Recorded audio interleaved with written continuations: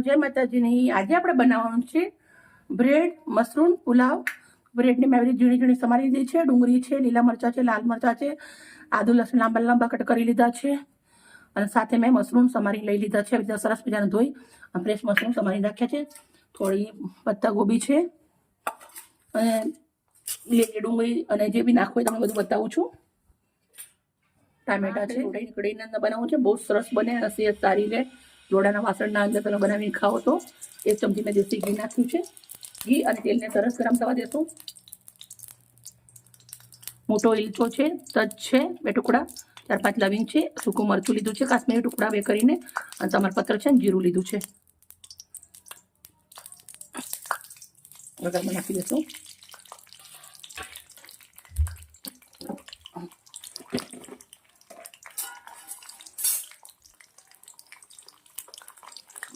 નાખીશું.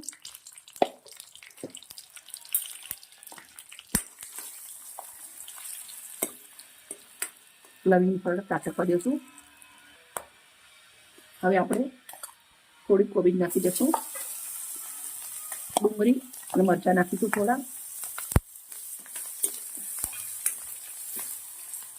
સમારેલું લસણ છે પતલું પતલું અને પતલી પતલું સમારેલું આદુ છે 2 ચમચી એટલું બંને નાખું છું.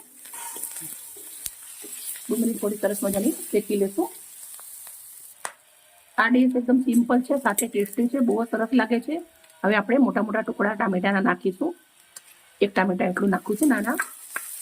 એને પણ સરસ મજાનું મિક્સ કરી દઉં છું. સાથે આપણા મશરૂમ નાખી દઉં છું. મશરૂમના હંમેશા ધોઈને જ નાખવાના, ધોઈને કટ કરી પછી નાખ્યા છે. 2 મિનિટ જેવું સરસ મજાનું આને શેકાવા દઈ. મરચું, મીઠું, હળદર નાખી અને રેડી કરી દીધું છે. 1 ચમચી મરચું, મીઠું અને હળદર નાખ્યું છે. હવે આપણે આ બ્રેડ નાખી દેવાની છે.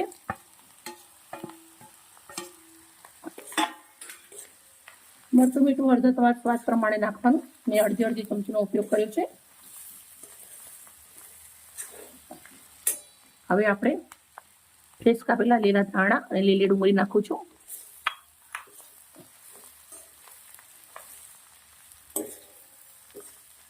મસ્ત મિક્સ કરી દેશું.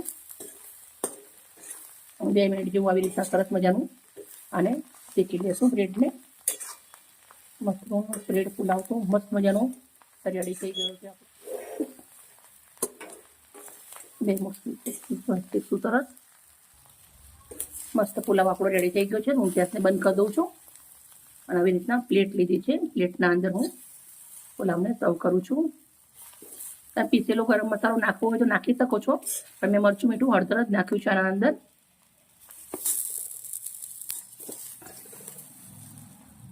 બધી જ મેં બ્રેડ આવી રીતના કાઢી દીધી છે. 1 ગ્રીન ડુંગળીની રીંગ લીધી છે.